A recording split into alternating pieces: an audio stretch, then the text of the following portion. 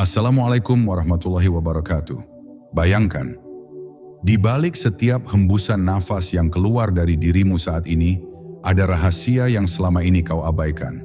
Rahasia yang tak terdengar oleh telinga, tak terlihat oleh mata, namun diam-diam menentukan arah hidupmu. Pernahkah kau merasa seperti ada sesuatu yang memanggilmu dari dalam dirimu sendiri? Seperti ada cahaya yang berusaha menembus gelapnya pikiran, namun tak pernah benar-benar kau hiraukan. Malam ini, izinkan dirimu mengembara sedikit lebih jauh, menembus sunyi, menyibak makna yang mungkin selama ini kau cari, tapi tak pernah kau tahu namanya. Karena terkadang, satu tarikan nafas bisa membuka pintu menuju ruang yang selama ini tersembunyi di balik dinding hatimu. Bab 1. Nafas. Gerbang pertama kesadaran ilahiyah. Nafas adalah pesan sunyi yang Allah titipkan pada setiap manusia sejak detik pertama ia hadir di dunia.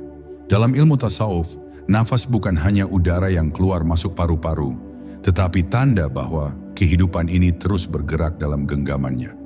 Setiap hembusannya membawa makna bahwa kita masih diberi kesempatan untuk melihat, merenung, memperbaiki, dan kembali kepadanya. Para ahli makrifat mengatakan, siapa yang mampu menyadari satu tarikan nafasnya dengan penuh kehadiran, dialah yang sedang memasuki gerbang pertama menuju pengenalan diri. Sufi-sufi terdahulu memandang nafas sebagai jembatan yang menghubungkan jasad yang fana dengan ruh yang abadi. Nafas adalah ayunan halus yang menghidupkan tubuh sekaligus menyentuh alam batin yang tak terlihat. Ketika manusia bergerak terburu-buru, nafasnya menjadi pendek dan terputus-putus, mencerminkan batin yang gelisah. Namun ketika seseorang duduk dalam keheningan, memperlambat geraknya, dan merasakan aliran nafas yang lembut, ia akan merasakan ketenangan yang bukan dari dunia luar, tetapi dari kedalaman yang selama ini ia abaikan. Ada hikmah besar yang tersimpan dalam kesederhanaan nafas. Setiap kali manusia menarik nafas, ia menerima kehidupan yang baru. Setiap kali ia menghembuskannya, ia melepaskan masa lalu yang telah berlalu. Di dalam ritme ini tersimpan pelajaran penting tentang pasrah dan menerima. Nafas mengajarkan bahwa kehidupan adalah siklus, memberi dan menerima, datang dan pergi, hadir dan meninggalkan. Dan manusia yang mau memahaminya akan melihat bahwa tidak ada satupun gerakan kehidupan yang terjadi tanpa izin Tuhan. Dalam perjalanan spiritual, para mursyid mengajarkan bahwa nafas adalah zikir tersembunyi. Meskipun lidah tidak mengucapkan apapun, jiwa sebenarnya sedang menyebut namanya melalui keluar dan masuknya nafas. Hanya saja kebanyakan manusia lalai, sehingga ia tidak pernah mendengar zikir halus yang sedang berlangsung di dalam dirinya. Ketika seseorang mulai menyadari bahwa setiap nafas adalah panggilan lembut dari Tuhan, maka ia akan menjalani hidup dengan rasa syukur yang dalam, dan hatinya akan menjadi lebih peka terhadap bisikan kebenaran. Pada akhirnya, memahami nafas berarti memahami kehadiran Allah di setiap detik kehidupan. Nafas adalah karunia yang tidak pernah berhenti mengalir.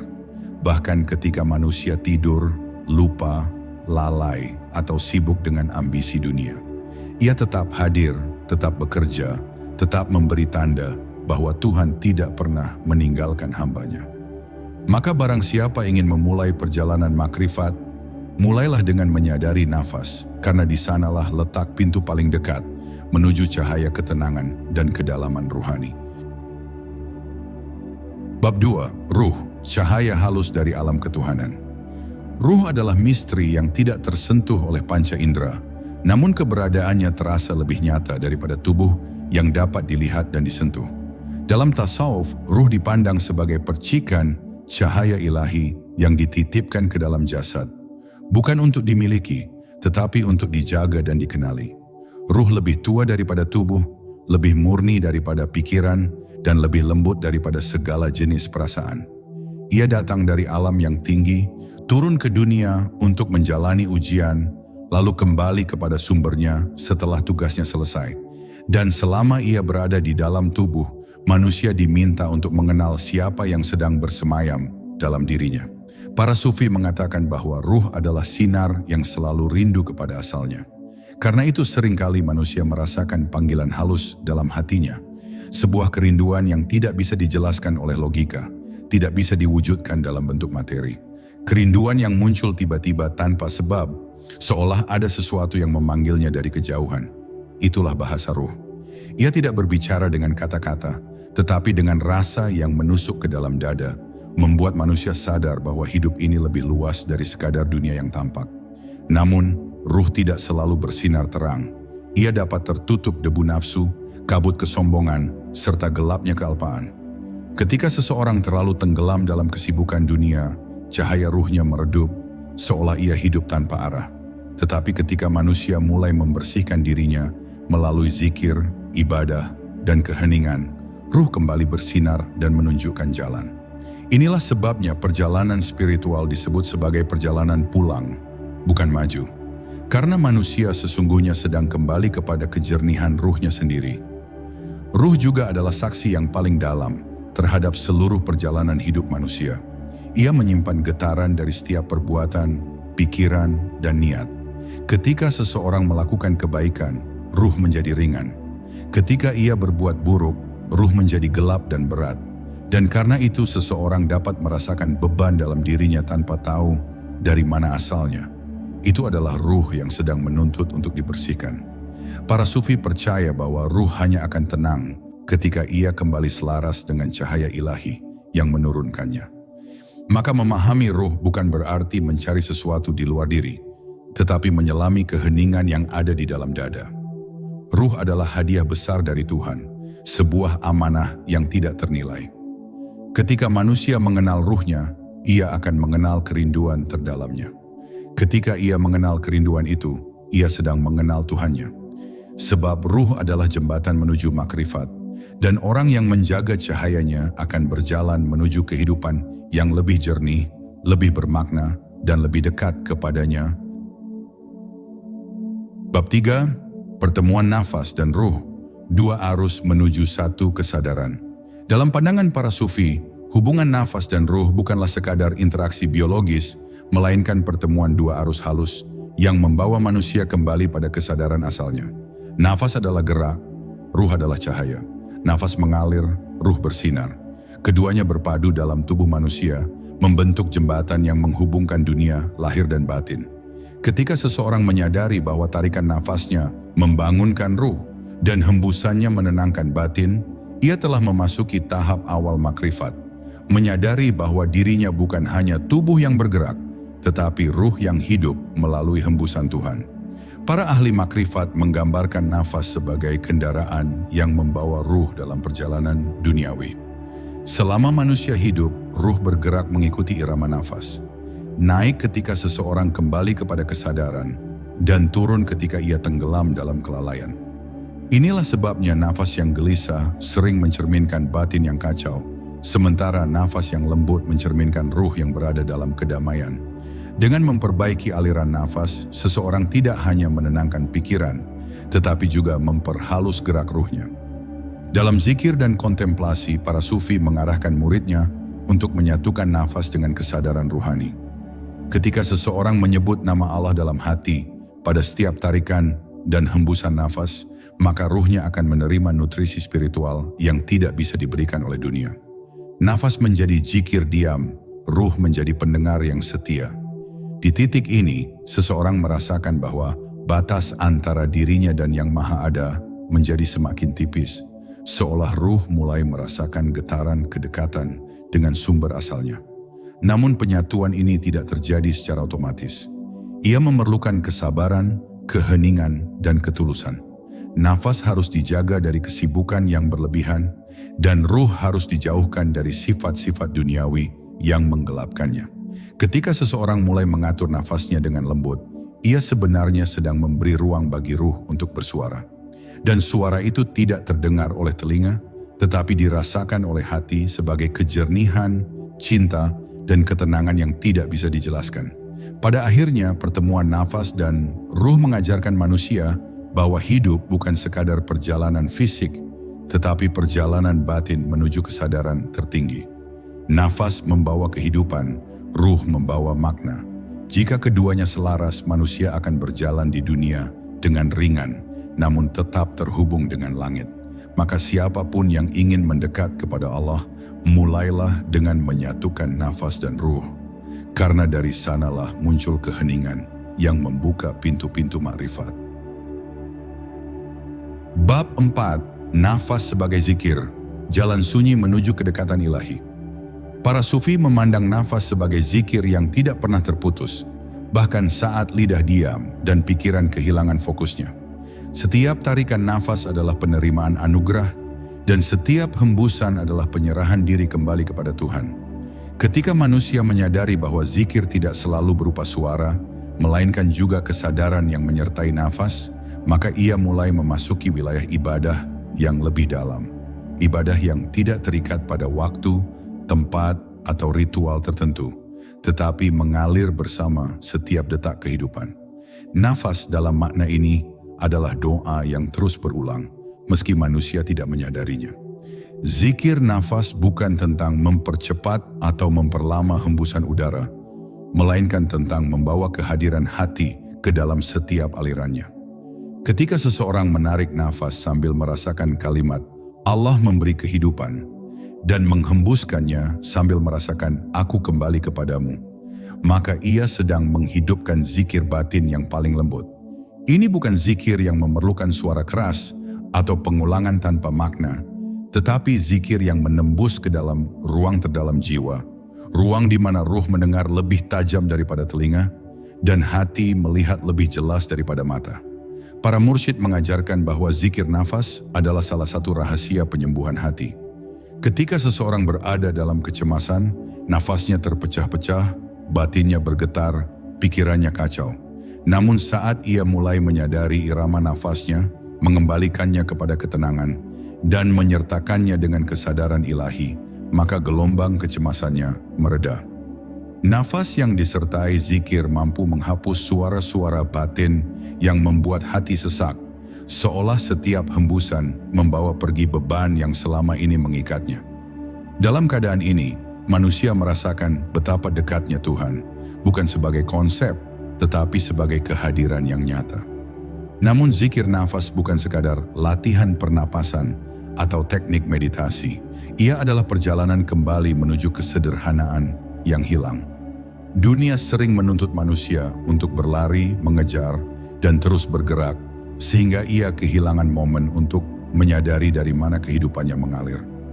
Zikir nafas memanggil manusia untuk kembali melambat, kembali hening, kembali menyaksikan bahwa hidup ini bukan tentang seberapa cepat seseorang mencapai tujuannya, tetapi seberapa dalam ia mengenal zat yang mengatur setiap langkahnya. Dengan membawa zikir ke dalam nafas, manusia tidak lagi merasa sendirian dalam perjalanan yang panjang ini. Pada akhirnya, zikir nafas mengajarkan bahwa kedekatan kepada Tuhan tidak harus menunggu waktu khusus atau suasana tertentu. Selama seseorang masih bernafas, selama itu pula ia memiliki pintu zikir yang terbuka. Nafas adalah izin untuk kembali, izin untuk mengingat, izin untuk mendekat. Dan orang yang menjadikan nafasnya sebagai zikir akan menemukan bahwa Tuhan jauh lebih dekat daripada yang ia bayangkan. Lebih dekat daripada denyut nadi, lebih lembut daripada hembusan angin, dan lebih nyata daripada segala yang pernah ia lihat di dunia ini. Bab 5. Ruh yang mendengar. Getaran halus dari dunia yang tak terlihat. Ruh adalah pendengar paling lembut terhadap setiap bisikan kehidupan, bahkan ketika manusia tidak menyadarinya.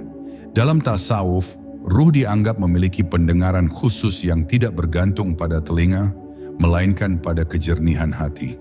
Ia mendengar kecemasan sebelum manusia mampu menyebutkannya, ia menangkap kebahagiaan sebelum wajah menampilkannya, dan ia memahami kesedihan bahkan sebelum air mata jatuh.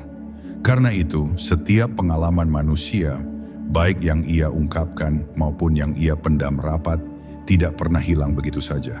Semuanya bergema dalam ruang batin tempat ruh berdiam, menciptakan getaran halus yang mempengaruhi ketenangan atau kegelisahannya.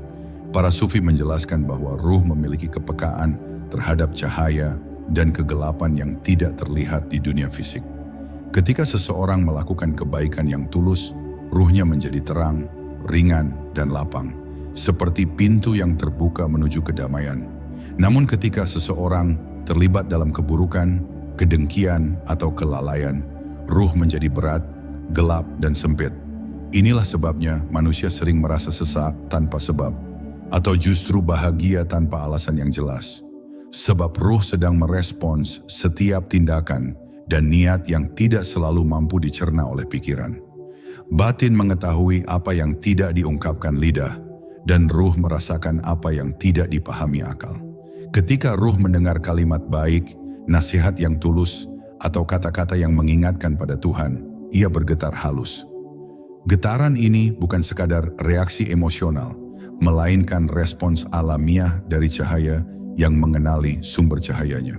Inilah yang membuat seseorang tiba-tiba tersentuh oleh ayat Al-Quran, menangis di tengah zikir, atau merasakan kehangatan saat mendengar nama Allah. Ruh sedang mengingat rumah asalnya. Gerak hatinya adalah bukti bahwa ia masih hidup, masih peka, dan masih mengenali yang hakiki meski manusia sering melupakannya dalam kesibukan dunia. Namun ruh juga mendengar keheningan. Dalam kesunyian malam, dalam tarikan nafas yang lembut, dalam detik-detik ketika manusia berhenti berbicara dan mulai mendengar dirinya sendiri, ruh merasakan kejernihan yang tidak bisa ditemukan di tengah hiruk-pikuk. Para sufi mengatakan bahwa dalam keheningan inilah ruh berbicara paling jelas, meski tetap tanpa suara. Ia berbicara melalui ketenangan yang turun perlahan, melalui rasa syukur yang muncul tiba-tiba, melalui kesadaran bahwa semua yang dimiliki hanyalah titipan. Orang yang menjaga ruang sunyi dalam hatinya akan lebih mudah mendengar panggilan ruhnya. Pada akhirnya, ruh yang mendengar adalah pengingat bahwa manusia tidak pernah benar-benar sendiri dalam perjalanan hidupnya. Ada sesuatu yang halus, lembut, dan penuh cahaya yang selalu memerhatikan setiap langkahnya. Ketika seseorang berhenti sejenak, mengatur nafas, menyucikan niat, dan mendengarkan suara batinnya, ia sedang berbicara dengan ruhnya sendiri. Dan ruh yang terjaga akan selalu membawa manusia lebih dekat kepada Tuhannya, karena ia hanyalah pelancong yang rindu pulang kepada cahaya yang telah menciptakannya. Bab 6. Nafas sebagai jalan penyembuhan batin. Dalam tasawuf, nafas tidak hanya dipandang sebagai sarana hidup, tetapi juga sebagai kunci penyembuhan batin yang paling dalam. Banyak luka dalam diri manusia bukan bersumber dari peristiwa yang terjadi, tetapi dari cara ia meresponsnya. Ketika pikiran kacau dan hati lelah, nafas menjadi terputus-putus, pendek, atau berat. Namun bila seseorang mulai memperlambat aliran nafasnya, membawanya kembali pada ketenangan, ia sesungguhnya sedang mengembalikan dirinya kepada fitrah. Nafas yang diseimbangkan akan mengingatkan batin bahwa segala luka dapat dilembutkan, bukan dengan melarikan diri, tetapi dengan kembali pada kesadaran akan kehadiran ilahi. Para sufi mengajarkan bahwa setiap tarikan nafas membawa masuk energi kehidupan, dan setiap hembusan nafas membuang beban yang telah menumpuk dalam diri. Ketika manusia bernafas dengan penuh kesadaran, ia sedang melepaskan hal-hal yang tidak lagi berguna. Kecemasan yang disimpan terlalu lama, ketakutan yang tidak pernah diucapkan, serta penyesalan yang terus membayangi. Nafas seolah menjadi tangan lembut yang menghapus debu dari permukaan hati, mengembalikan kejernihan yang tertutup oleh pengalaman pahit.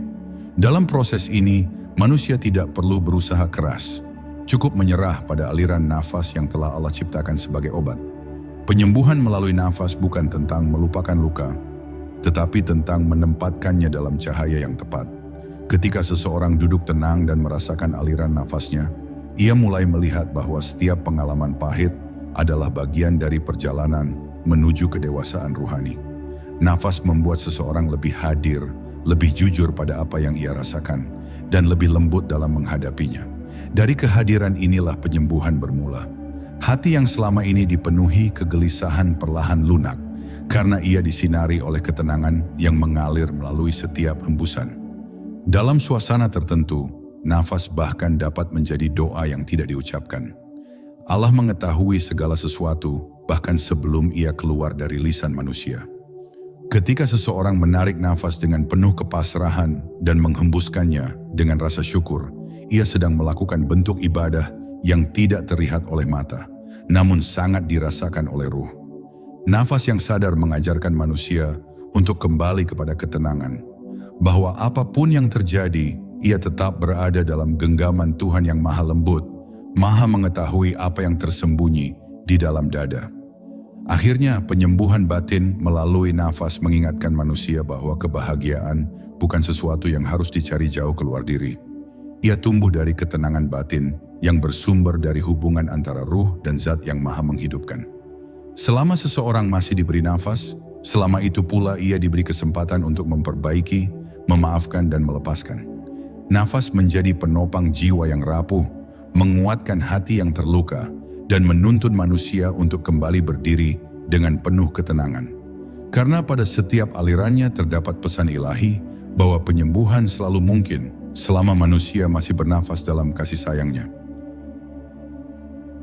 Bab 7. Ruh yang mencari, rindu purba menuju sumber cahaya. Dalam perjalanan hidup yang penuh perubahan ini, ruh manusia selalu membawa sebuah rasa rindu yang tidak pernah padam. Rindu yang aneh, tidak berwujud, namun mengisi ruang dada dengan perasaan yang sulit dijelaskan. Para sufi menyebutnya sebagai kerinduan purba, jejak halus dari perjanjian awal ketika ruh bersaksi di hadapan Tuhan. Alastu bi rabbikum? Bukankah aku ini Tuhanmu? Rindu itu tidak pernah hilang meski tertutup oleh ambisi dunia, suara ego, atau hiruk-pikuk kehidupan. Ia tetap hidup, bergetar, dan menuntun manusia untuk mencari sesuatu yang tidak ia temukan dalam pencapaian materi. Ruh mencari bukan karena ia tersesat, tetapi karena ia mengenali arah pulangnya. Ia merasakan bahwa dunia ini hanya tempat singgah, bukan rumah. Sebab itu manusia bisa meraih banyak hal, kekayaan, ketenaran, cinta, jabatan, namun tetap merasa ada ruang kosong yang belum terpenuhi. Ruang itu bukan kekurangan, tetapi undangan. Undangan untuk melihat lebih dalam, untuk bertanya pada diri sendiri, apa yang sebenarnya aku cari? Dan ketika pertanyaan itu muncul, ruh sedang membuka pintu batin agar manusia kembali menengok asal-usulnya. Para sufi menjelaskan bahwa pencarian ruh tidak selalu terlihat dalam bentuk ibadah atau ritual. Kadang ia muncul dalam bentuk kelelahan yang tiba-tiba, rasa jenuh terhadap sesuatu yang dulunya memikat, atau munculnya keinginan untuk menjauh dari keramaian tanpa alasan. Itu bukan pelarian, tetapi panggilan. Panggilan agar manusia berhenti sejenak, menurunkan egonya, dan membiarkan ruh berbicara. Karena selama manusia terus berlari mengejar dunia, suara ruh akan tenggelam. Tetapi saat ia melambat, suara itu kembali muncul, halus, lembut, namun amat kuat memimpinnya kembali kepada kesejatian. Ketika ruh mencari, ia tidak sekadar menginginkan ketenangan, ia menginginkan cahaya. Cahaya yang tidak bisa dibeli, tidak bisa diukur, dan tidak bisa digantikan dengan apapun di dunia. Cahaya ini adalah kedekatan dengan Tuhan, kedekatan yang dirasakan, bukan sekadar diucapkan.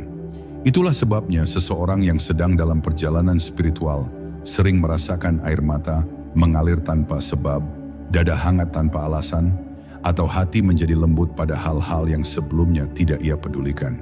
Ruh sedang mengenali kembali jalan pulangnya, dan tubuh merespons dengan rasa haru yang sulit dijelaskan. Akhirnya ruh yang mencari mengajarkan manusia bahwa pencarian spiritual bukanlah perjalanan menuju sesuatu yang baru, tetapi perjalanan kembali kepada sesuatu yang telah lama ia miliki. Rumahnya bukan di luar tetapi di dalam. Kedekatan dengan Tuhan bukan sesuatu yang harus dicapai dengan kekuatan, tetapi diizinkan oleh kelembutan hati. Maka barang siapa merasakan kerinduan yang ia sendiri tidak mampu mengerti, ketahuilah, itu adalah ruh yang memanggilmu pulang. Pulang kepada cahaya yang menciptakanmu, memuliakanmu, dan selalu menantimu, bahkan ketika engkau tersesat jauh dari jalannya. Bab 8. Nafas dalam keheningan, pintu menyingkap rahasia batin. Keheningan adalah guru yang tidak berbicara, namun mengajarkan banyak hal. Dalam tasawuf, keheningan bukan sekadar tidak bersuara, melainkan ruang suci di mana nafas menjadi lebih terdengar, lebih bermakna, dan lebih jujur. Ketika manusia masuk ke dalam keheningan, ia mulai mendengar tarikan dan hembusan nafasnya sendiri, sesuatu yang sebelumnya ia anggap biasa. Namun dalam keheningan itu, ia menemukan bahwa nafas memiliki irama yang menenangkan. seolah-olah ia sedang dibimbing oleh sesuatu yang lebih besar dari dirinya. Di momen-momen seperti ini, manusia merasakan bahwa setiap helaan nafas membawa pesan, "Aku dekat denganmu." Para sufi mengatakan bahwa keheningan adalah tempat di mana nafas mengantarkan manusia kepada kedalaman ruhani.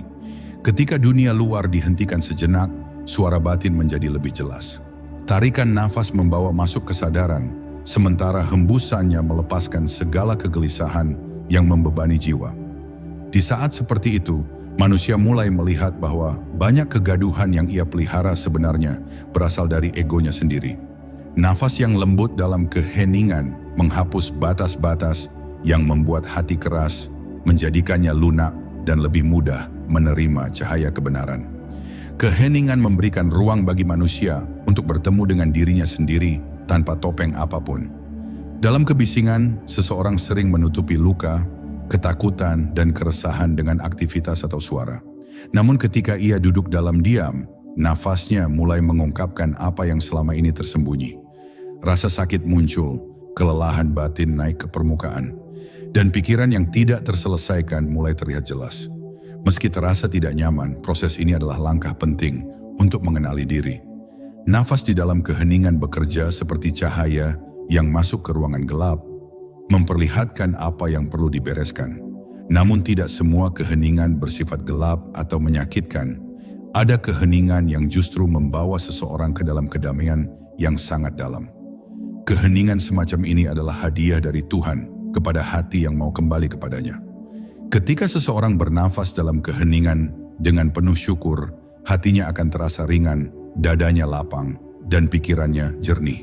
Ia merasakan kehadiran ilahi bukan sebagai sesuatu yang jauh, melainkan sebagai ketenangan yang memenuhi seluruh dirinya. Keheningan semacam ini membuat seseorang menyadari bahwa Tuhan tidak hanya ditemui dalam doa atau ibadah, tetapi juga dalam senyapnya nafas yang penuh kesadaran. Pada akhirnya, nafas dalam keheningan adalah salah satu pintu paling halus menuju rahasia batin. Tidak semua orang mampu masuk ke pintu ini, karena ia membutuhkan keberanian untuk berhenti, keberanian untuk mendengar, dan keberanian untuk melihat diri apa adanya. Namun bagi mereka yang berani melakukannya, keheningan akan menjadi jalan pulang. Jalan yang menuntun mereka kepada diri yang lebih jernih, ruh yang lebih hidup, dan hubungan dengan Tuhan yang jauh lebih dekat. Sebab di balik keheningan selalu ada bisikan lembut darinya, menunggu untuk didengar oleh hati yang siap menerima. Bab 9, Ruh dan Cahaya. Kesadaran saat hati mulai melihat tanpa mata. Ruh adalah tempat bersemayamnya cahaya kesadaran, cahaya yang tidak terlihat oleh mata, namun mampu menerangi seluruh perjalanan batin manusia. Dalam tasawuf, cahaya ini sering disebut nur, sinar halus yang membuat hati mampu membedakan antara yang benar dan yang batil, antara yang membawa kedekatan dengan Allah dan yang menjauhkan darinya. Cahaya ini bukan hasil dari kecerdasan pikiran, bukan pula dari banyaknya pengetahuan, tetapi dari kebeningan hati yang terus dibersihkan. Ketika hati mulai terang, ruh menjadi peka, dan manusia merasakan bahwa hidupnya dipimpin oleh sesuatu yang lembut, namun sangat pasti. Cahaya kesadaran tidak datang sekaligus, melainkan tumbuh seiring perjalanan seseorang dalam mendekat kepada Tuhannya. Ia hadir sedikit demi sedikit, seperti matahari pagi yang muncul perlahan hingga akhirnya menerangi seluruh langit. Pada awalnya, cahaya itu tampak sebagai intuisi kecil, perasaan bahwa sesuatu tidak benar, dorongan untuk memilih jalan yang lebih baik, atau kesadaran tiba-tiba untuk meninggalkan hal-hal yang merusak hati. Namun ketika cahaya ini dijaga dengan zikir, syukur, dan kedekatan dengan Allah, ia akan berubah menjadi kecerdasan ruhani yang menuntun manusia melalui setiap liku kehidupan. Para sufi mengatakan bahwa ketika cahaya kesadaran mulai memenuhi diri, dunia terlihat berbeda. Tidak lagi semata-mata sebagai tempat penuh persaingan atau penderitaan, melainkan medan ujian yang penuh hikmah. Hati menjadi lebih tenang dalam menghadapi berbagai keadaan, karena ia menyadari bahwa semua yang datang adalah ketetapan ilahi yang membawa pelajaran. Bahkan dalam musibah, seseorang dapat merasakan ketenangan karena ruhnya melihat bukan hanya apa yang terjadi, tetapi juga tujuan di baliknya. Cahaya kesadaran membuat manusia melihat dengan mata batin, bukan hanya dengan mata jasmani. Cahaya ini juga mengubah cara seseorang memahami dirinya. Ia mulai melihat kelebihan sebagai amanah, bukan kebanggaan, dan kekurangan sebagai ladang perbaikan, bukan kehinaan. Ia tidak lagi merasa sendiri di tengah ujian, karena ruhnya merasakan bahwa Allah selalu dekat. Bahkan ketika semuanya tampak gelap, ada sinar lembut di dalam hati yang memandu langkahnya. Sinar inilah yang membuat seseorang tetap berdiri, tetap bertahan, dan tetap berharap meski dunia tampak berat. Cahaya kesadaran tidak hanya menerangi pikiran, tetapi juga menguatkan jiwa. Akhirnya ketika ruh diterangi oleh cahaya kesadaran, manusia akan berjalan di dunia dengan pandangan yang jernih dan hati yang lapang. Ia tidak mudah terombang-ambing oleh keadaan, tidak mudah diperdaya oleh keindahan sementara, dan tidak mudah runtuh oleh kegagalan. Ia tahu ke arah mana ia bergerak, dan ia tahu siapa yang menuntun langkahnya. Cahaya ini adalah rahmat yang luar biasa, anugerah Allah kepada hamba yang mau membuka hatinya. Dan barang siapa menjaga cahaya ini, ia akan menemukan kedamaian yang tidak mampu diberikan oleh apapun selain kedekatan dengannya. Bab 10, nafas terakhir dan kembali kepada asal. Misteri perjumpaan ruh dengan Yang Maha Kekal. Dalam ilmu tasawuf, perjalanan manusia tidak berhenti pada nafas yang masih bergerak, tetapi mencapai puncaknya saat nafas terakhir terhembus. Para arifin menyebut detik itu sebagai saat ketika tabir terangkat, ketika segala yang fana menjadi jelas sebagai bayangan dan yang hakiki berdiri tanpa tirai. Nafas terakhir bukan sekadar akhir kehidupan jasmani, tetapi gerbang pulangnya ruh kepada sumbernya. Dan sebelum detik itu tiba, para pencari makrifat berusaha memahami apa yang menunggu di balik keheningan tersebut, agar hati tidak gentar dan jiwa tidak tersesat ketika panggilan ilahi datang. Ketika ruh mendekati batas antara dunia dan alam berikutnya, manusia merasakan bahwa seluruh pencariannya di dunia hanya menuju satu titik, kembali kepada Allah. Tidak ada lagi yang dapat disembunyikan di hadapannya, tidak ada lagi kepura-puraan, tidak ada lagi alasan. Yang tersisa hanyalah apa yang tertanam dalam hati, cinta, takut, harap, atau penolakan. Tasawuf mengajarkan bahwa kebeningan nafas selama hidup akan menentukan ketenangan ruh pada saat kembali. Barang siapa menjaga nafasnya dengan zikir, menjaga hatinya dari gelap, maka kembalinya akan halus seperti dedaunan yang jatuh tanpa suara. Dalam momen itu manusia merasakan hakikat dirinya dengan jernih, bahwa tubuh hanyalah pakaian sementara, bahwa dunia hanyalah tempat singgah, dan bahwa segala kecemasan yang dulu terasa berat kini lenyap seperti asap tersapu angin. Ruh mulai melihat apa yang dulu tersembunyi, mulai memahami mengapa beberapa kesedihan terjadi, mengapa beberapa doa ditunda, dan mengapa jalan hidup sering berliku. Ketika tirai dunia terangkat, semuanya tampak terang, dan yang tersisa hanyalah penyerahan total. Ruh mengerti bahwa semua perjalanan adalah pendidikan ilahi untuk mempersiapkannya menghadapi saat ini. Pada detik yang paling halus itu, bukan lagi harta, jabatan, atau pujian manusia yang menemani. Yang hadir adalah amalan-amalan yang tulus, zikir yang pernah menggetarkan hati, air mata taubat yang pernah jatuh diam-diam, dan rasa syukur yang pernah membuat dada hangat. Semua itu berubah menjadi cahaya yang menuntun ruh. Para sufi menggambarkannya sebagai perjalanan menuju pangkuan kasih, bukan menuju ketakutan. Mereka mengatakan bahwa bagi orang yang mengenal Tuhannya, kematian bukan kebinasaan, tetapi kepulangan. Bukan kegelapan, tetapi pintu menuju cahaya yang lebih abadi. Dan ketika ruh akhirnya kembali kepada sang pemilik, ia menyadari bahwa seluruh hidup adalah satu tarikan nafas panjang yang membawa manusia dari tiada menuju ada, lalu kembali menuju keabadian. Nafas yang dulu dianggap biasa ternyata adalah utusan halus yang mengingatkan manusia bahwa ia tidak pernah berjalan sendiri. Ruh mengetahui bahwa apapun yang ia temui setelah ini adalah kelanjutan dari kasih sayang yang sama yang telah menjaganya selama hidup. Inilah pemahaman tertinggi bahwa perjalanan manusia dari nafas pertama hingga nafas terakhir adalah kisah cinta antara hamba dan Tuhannya, kisah yang tidak pernah berakhir. Dan jika setelah ini nafasmu terasa berbeda, lebih dalam, lebih bermakna. Mungkin itu pertanda bahwa hatimu mulai melihat. Ingatlah, perjalanan ruhani bukanlah akhir, melainkan panggilan agar kau pulang pada jati dirimu. Teruskan langkahmu, karena cahaya itu kini sudah menunggu